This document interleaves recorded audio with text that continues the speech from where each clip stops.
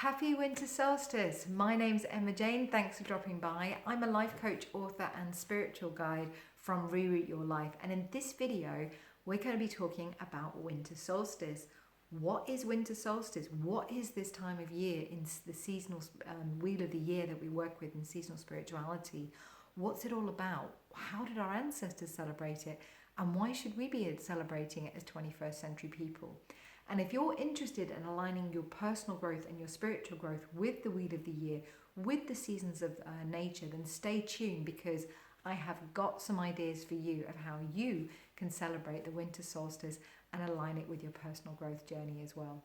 But before I do that, have you subscribed to the channel? If not, subscribe now, ring the bell, because we've got videos coming out all the time about seasonal spirituality, personal development, tools that can help you really enjoy your life's journey, because as far as I'm concerned, that's what life should be about, enjoying it. So subscribe and ring the bell so you don't miss out on that.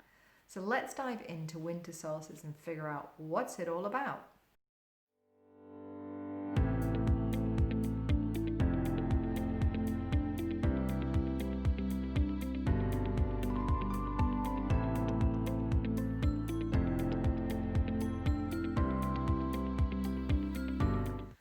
So the winter solstice falls in the middle of the winter, the darkest time of the year.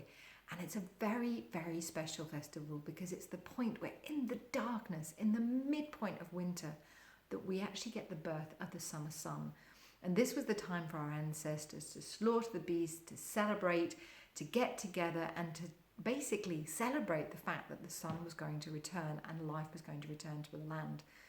Now, winter solstice by no means means that winter is actually over, but it's the high point, if you like. It's the sign that we've got through the darkest point of the year and that we're going to be having the light coming back. It's a sign of joy, a time of joy, a time of celebrating the people that we love and celebrating that we actually are alive.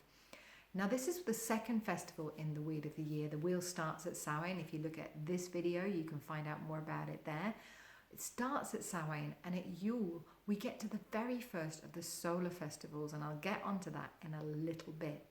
But this is literally one of the most important festivals throughout human history. It's the one we know the most about, the one we know how it was celebrated thousands of years ago, because it's been so important to humankind. And I think that's the first reason I'd say that winter solstice is a festival that we as 21st century people need to celebrate, is because to have that connection that the dark will be over. We still get affected by the land. We get affected by nature, even though we don't realize it.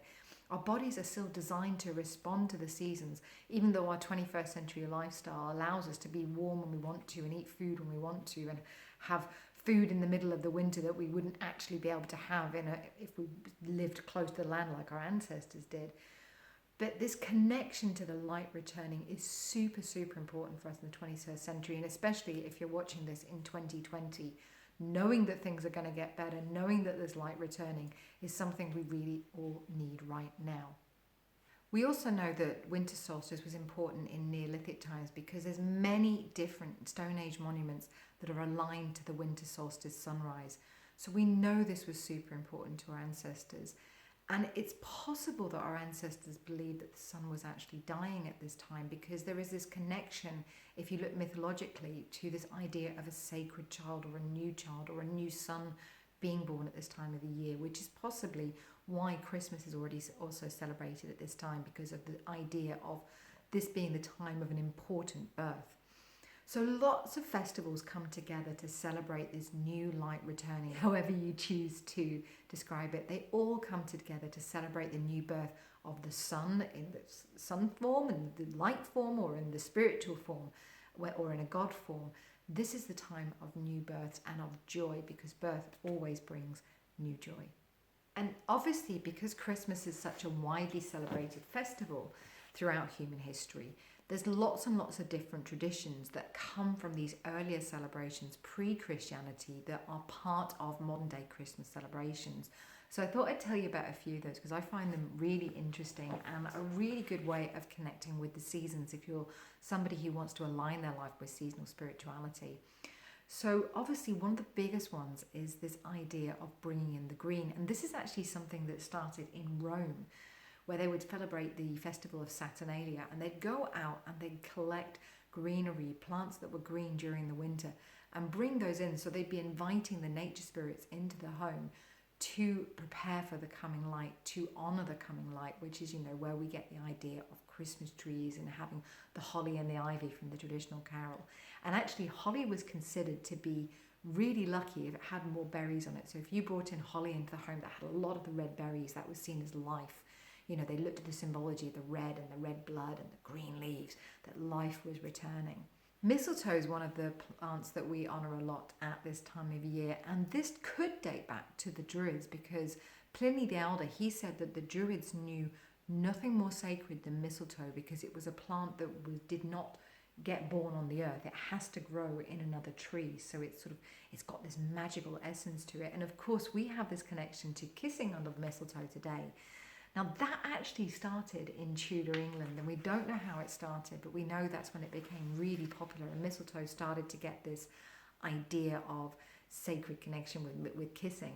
And in fact, there was even a tradition where they used to take the berries off each time a kiss happened, so that once all the berries ran out, there were no more kisses to be had. Another traditional thing that we know our ancestors did is the Yule log. Now, this is something you may have celebrated well without even knowing it, by eating the Yule log cake that we have today. But this is based on a super old tradition, and it's a Nordic tradition. What would happen is at Yule, they would go to the woods and they would get the tallest tree, they would cut it down, and it would be the Yule log, and they'd bring that home. And they'd lay it on the fireplace, they'd set fire to it, and it would burn night and day throughout Yule celebrations, because of course then, similar to Roman times, and in fact much later in the UK, they celebrated for a long, long period of time. So I think it was 12 days of Christmas, and in some places they actually celebrated for an entire month. But they brought the log in and they would burn it, and then they would take the ash and they would put it on the fields to fertilise the fields that they were going to plant seeds and sow seeds and get their harvest from in the coming year. So it was this whole idea of bringing that new light energy, that birth energy, into the home, bringing the light into the home and bringing it to the land afterwards, and that fertilising the new growth that came with the new sun.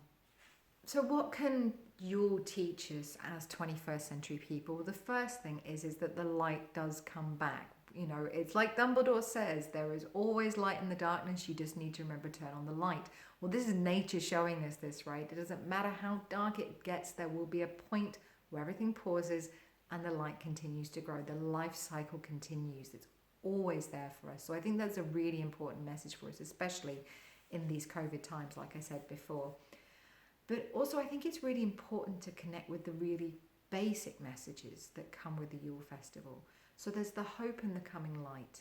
And then there's also this idea of joy and connecting with our joy. And it's Samhain, when we looked at if you see the video up there, you can check that out. We were looking at the ancestors, the gifts that came from them. And obviously one of the big traditions we have at Yule is to give gifts. And I've really looked into this and I cannot find the root of where that comes from in history. So if any of you who are watching have got an idea, you're very welcome to put it in the comments below. We'd all love to know why we give gifts at this time of year. But the point is we do. So what I like to do in my personal development is look at the gifts that the people alive, the people around me in my community give to me. What is it I learn from these people? How do they feed my soul? How do I grow and evolve around them? And at the same time, I like to look at the gifts I give to them and to honour those by lighting candles. And that connects with an old solstice tradition of lighting a candle on the longest night in the window so that the sun knew to come back. So I sort of light these candles to remind myself, these are the gifts that I give, these are the gifts that I get given. And one of the special traditions I like to do at Yule is actually to write a thank you letter to somebody in my life who has given me an awful lot throughout the last year and has taught me a lot and enriched my life. It's a beautiful tradition, and if you can't be with that person this year because of COVID, then write them a letter and celebrate them in that way. For me, Yule is all about recognizing the magic in life, and I think we do this best when we're children. I mean, if you look at kids, they really do understand that everything in life is actually amazing, especially if you look at very small children. And I like to combine a traditional Yule type activity to help me get back in touch with that childhood joy at Yule.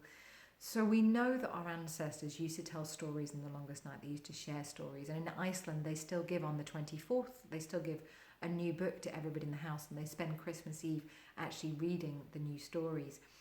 So stories we hear when we're younger, they give us something. They give us some form of learning that we never forget. It could be a fairy tale that we loved, or a family story that we got told, or a TV program that we saw when we were kids that had a moral story and a story that we absolutely loved.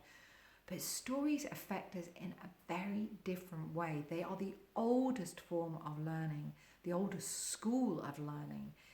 And they're very, very special in the way that they affect us, because they affect us not just intellectually, but also emotionally as well. So I like to, on the longest night, to share stories and to share my favourite childhood stories. If I'm on my own, then it's just rereading them, or if it's a childhood film, revisiting that film and connecting with things that I loved to do as a kid.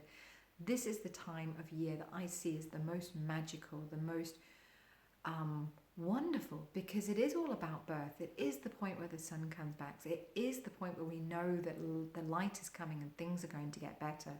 And by connecting with my inner child and drawing with her, painting with her, doing the things that I used to love when I was a kid, it brings that magic back. It brings it to the present. And I think that's one of the biggest gifts of Yule that it can give us as 21st century people, is reminding us how magical it actually is to be alive. So I hope that you connect with that magic this Yule. If you would like to find out more about Yule, then you are very welcome to try my Understanding Yule workshop course on, I'll put the link down below. Or you could get my book, Walking the Wheel of the Year, because this book covers every single festival. It has the history, it tells about personal development techniques, it's got journeys in there, it's got ceremonies. And the most important thing is you read this and you take what works for you, you leave the rest behind, because I'm not going to tell you how to create your spirituality. This is how I do mine, but you'll find inspiration of how you can do yours in this book as well. So you can grab it on Amazon, Book Depository, Waterstones, Walmart, it's everywhere. So you can grab that quite easily. I'll put a link down below so you can find it on Amazon as well.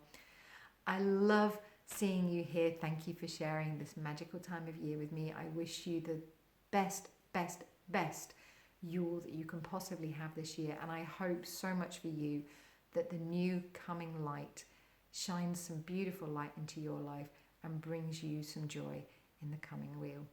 I'll see you next time. Merry Yule.